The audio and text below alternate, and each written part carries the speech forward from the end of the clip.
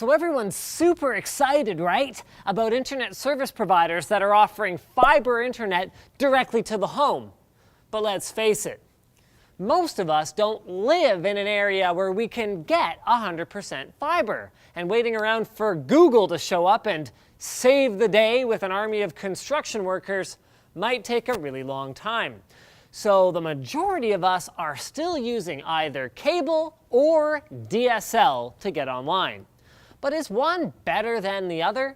And how exactly can internet data travel over a cable TV wire or a phone line that only carried 56K dial-up not so long ago? Well, although people laughed at Ted Stevens for calling the internet a series of tubes, it's actually pretty darn helpful to picture the phone or cable line running to your house as a pipe.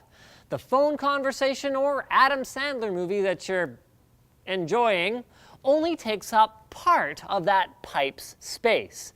The space in the pipe, yes, we're continuing this analogy, that would otherwise be empty can be filled with creamy, delicious internet data packets, which are kept separate from phone calls or cable TV by simply using a different frequency band. Similar to how different frequencies on your FM radio correspond to entirely different stations.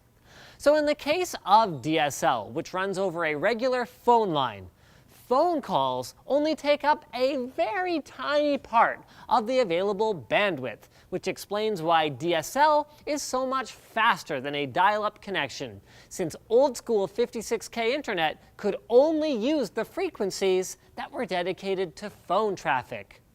To further increase speeds for the average user, ISPs typically assign much more of the available bandwidth to downstream traffic rather than upstream, as most people download far more things than they do upload, which is why ADSL is a common term that you'll see in advertising, with the A standing for asymmetric, as your upload and download speeds will be usually very different. Of course, if you need lots of upstream bandwidth, such as if you're a video production company, you can actually get symmetric DSL, or SDSL. Okay, Linus, I get it. They both work by sending stuff down an empty part of a pipe or copper wire. But how then are these two different? Well, one of the biggest distinctions is one that you'll hear quite a bit from companies that are trying to sell you DSL, and that is that your connection to the ISP is your own. Bandwidth on an incoming cable connection, compared to DSL, is often shared by many other people in your neighborhood. So if tons of people are streaming in 4K on Netflix or downloading games off Steam at once, your speed will often suffer. So that's great. DSL is a dedicated connection just for you. But it suffers from its own bottleneck. The farther you are physically located from your internet service provider or one of their stations, the slower your DSL connection will be, since DSL isn't compatible with the boosting equipment that phone companies use to make sure that you have a clear conversation from 3,000 miles away. This is part of the reason that cable connections are often faster, though DSL is often a cheaper choice, especially since, contrary to a popular misconception, you don't necessarily need phone service to get DSL, as many ISPs offer DSL over something called a dry loop, even if you don't pay to make calls on a landline.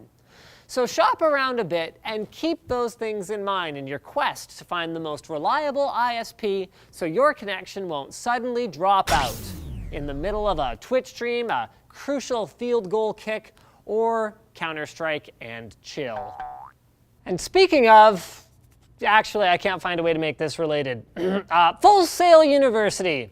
If you're interested in a career in technology, have a look at Full Sail's undergraduate programs in coding that combine theory with real-world applications. The programs offered include software development, which gives students the option to have completed projects in their portfolio when they graduate, mobile development, which covers both iOS and Android, and web design and development, which covers both front and back-end development, coding formats, programming languages, and more. You'll get access to Full Sail's technological resources from day one, and you'll also be eligible for discounted laptops and software. So if you want to kickstart your tech career, learn more about Full Sail's web and technology programs by visiting fullsail.edu/techquickie, linked in the video description. Like this video if you liked it, dislike it if you disliked it, check out our other channels, boop-a-doop-a-doop over there. Comment with video suggestions for future Fastest Possibles, and don't forget to subscribe and follow and all that good stuff. See you again next time.